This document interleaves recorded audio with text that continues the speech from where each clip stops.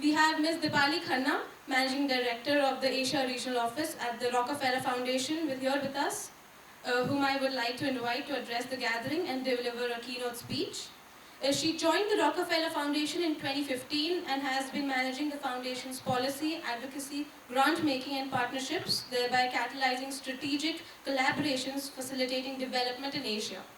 Ms. Khanna has been the director of the foundation's flagship initiatives in India, the Smart Power for Rural Development, wherein she provided leaderships and direction across a varied range of activities, partners and resources of the initiative to provide affordable and clean energy across over 1 million people in India. Ma'am. Good afternoon to all of you. It's not every day that you see an event filled with leaders from different walks of life coming together and dedicating a session to discuss their vision of life coming together, discuss their vision of a gender equal world through purpose driven finance. Seeing all of you gathered here today at a time when we are still healing from all that continues to transpire in our world since the last few years is extremely heartening.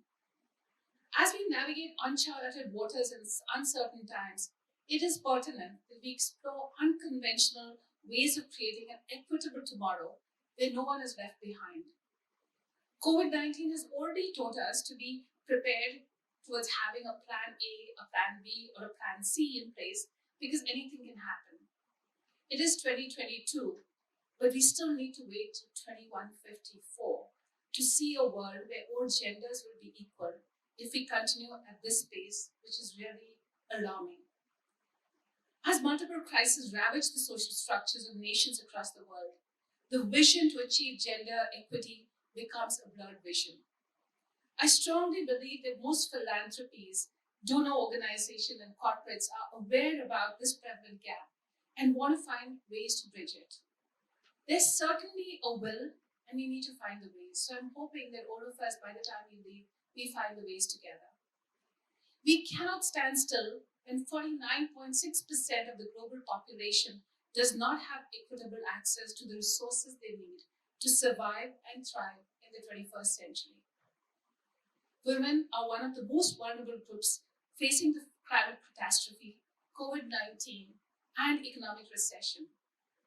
During times of such crisis, gender inequalities widen, as we've all seen, particularly in the global south, where beginning with women and girls are likely the first to reduce the quantity or the quality of the food they eat, or the first ones to forego their health. At the Rockefeller Foundation, gender is at the heart of all our investments. For us, sustainable and equitable growth is incomplete without empowering women from all socioeconomic conditions. We want to ensure that all opportunities that can improve livelihoods are universal and inclusive, especially towards women in emerging economies. To ensure that we achieve this vision at the foundation, our strategy is to keep the gender lens uppermost while reviewing all our investments. Gender lens investing, as you're all aware, is a catalytic tool to trigger a shift in the gender market dynamics. With gender now being a key strategic indicator, stakeholders are prioritizing improved social outcomes revolving around gender to uncover new opportunities. For achieving SDG 5, which is gender equality and empowerment of all women and girls, we need to explore innovative financing that brings a gender lens to investing. Although it's wonderful to see women speaking in this practice area at Prabhav, unfortunately, that's not the case in the world out there, which inadvertently impacts investments by, for, and to women. Even though women's participation in the workforce has increased significantly, the decision makers are still dominantly men who decide to stay out of this conversation as well. The investment industry is known for its low share of women stakeholders, with only 4% of women in leadership positions. At this point of time, we need to address two issues urgently. First, how can we give more women leaders a platform to amplify their voices? And second, how can we invest capital to further gender equity? Right now, Asia's $1.5 billion investments across 47 investment vehicles and is the second largest region for gender lens investing. Our hosts are experts on this matter, and I looked at the report titled 2021 in retrospect that indicates that in 2021 itself, 294 Indian impact enterprises attracted around $6.8 billion in equity investments. The research also highlights that only 1 out of every 5 impact enterprises that have raised capital in the last 3 years are co-founded by women. What would the situation be if it was the other way around? Emerging Asian economies, particularly India, have a larger role to play in shaping an equitable tomorrow. We still have a long way to go. We need to increase the shareholder advocacy efforts for women leaders and increase board diversity. It is critical that we enable more women decision makers to lead the conversation and invest for women. One of the biggest challenges in the gender lens investing space is the lack of female allocators and leaders to lead the conversation on impact investment in India. It's definitely changing, but a lot more needs to be done. We need more collaborative platforms to share resources, talent, and knowledge to develop more investor and investees who can undertake gender lens investing. We need data to break existing biases by undertaking in-depth research to understand investors, financial instruments, investees, and how it benefits women and society in general. We also need to strengthen our support to women-led enterprises who are working towards helping countries achieve their SDGs before the 2030 deadline. Leaders are calling for transition from women's development to, what would the audience like to say? Women-led development. So I think that is really key, the women-led development piece. In this grand vision, women have been reimagined as architects of India's progress and development, rather than being passive recipients of the fruits of development. To bring this idea to life and support women from Asia, we at the Rockefeller Foundation launched the Gender Fund, led by Co-Impact, which is a collaboration between multiple philanthropies like ours, which is aiming to transform systems to be more just and inclusive by ensuring at least 100 million people have better healthcare, quality education, and the opportunity to thrive. I'm sure most of you are aware of this fund. Aiming to advance gender equality and women's leadership, the Gender Fund so far has disbursed $330 million to organizations working in Asia and other geographies to unblock pathways for women and girls to exercise their power, agency, and leadership at all levels, from household and community level to institutional and government.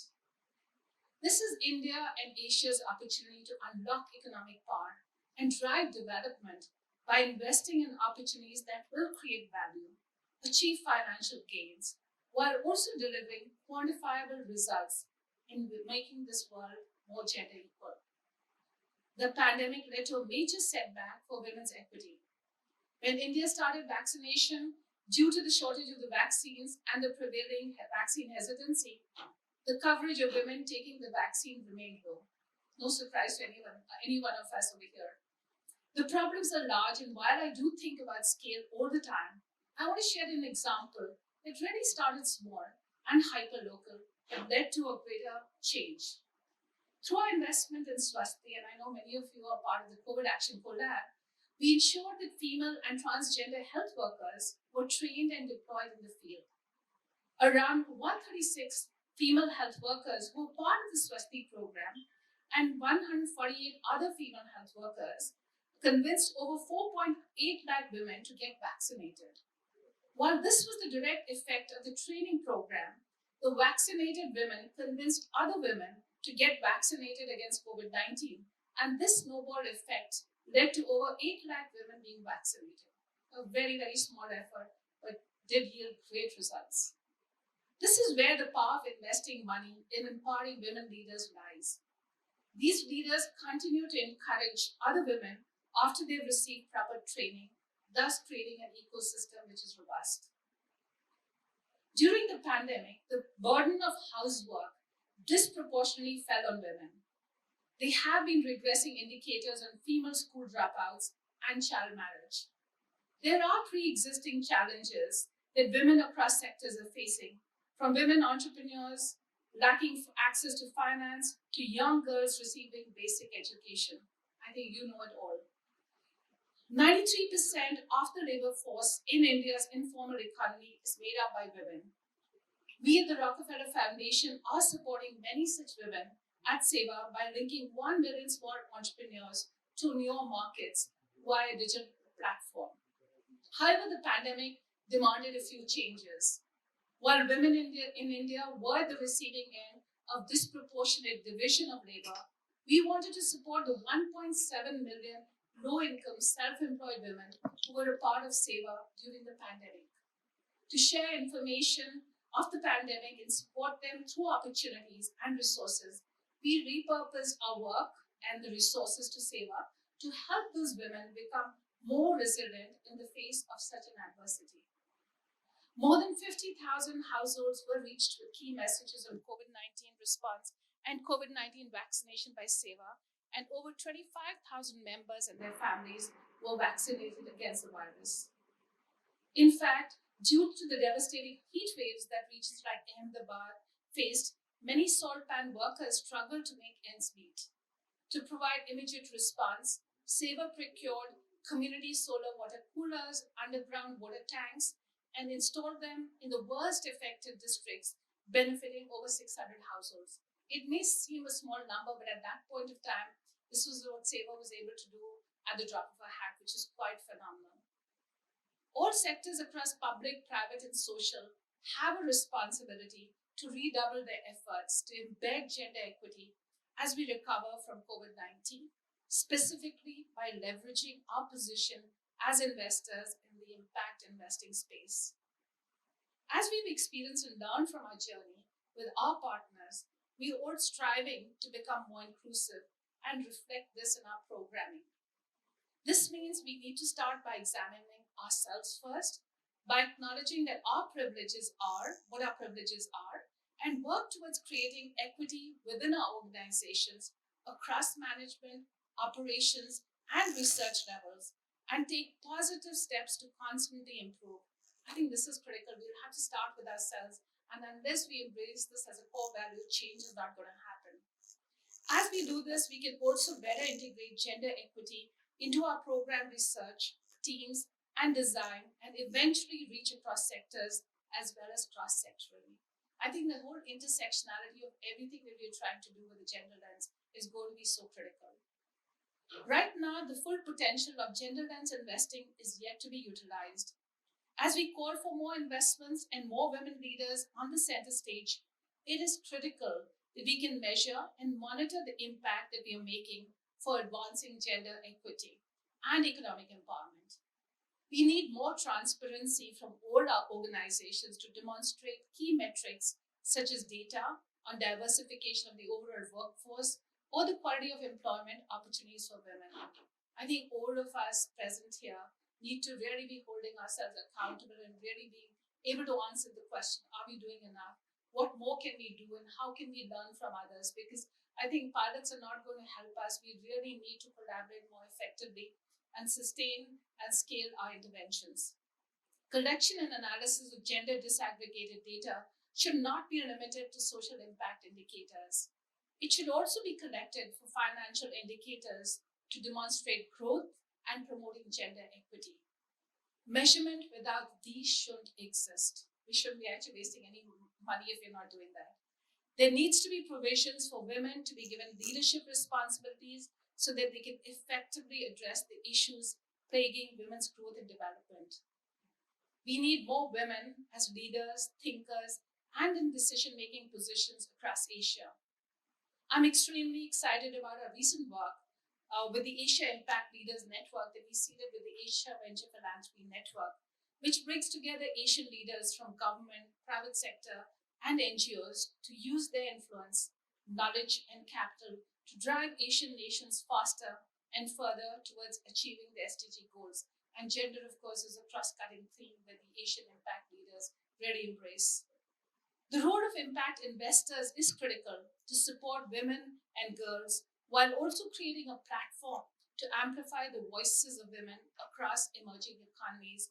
Investing in women also means investing in better and healthier families and in turn building a stronger nation. I'm certain the speakers ahead and in the masterclass that will follow today will enlighten us with their lived experiences. The discourse in supporting gender lens investing has begun, and we have a long but a hopeful journey ahead of us. We are all in it together, and we shall succeed. We don't want to be waiting till 2154, where I'm not going to be alive, and I'm sure most people in the room are not going to be alive as well.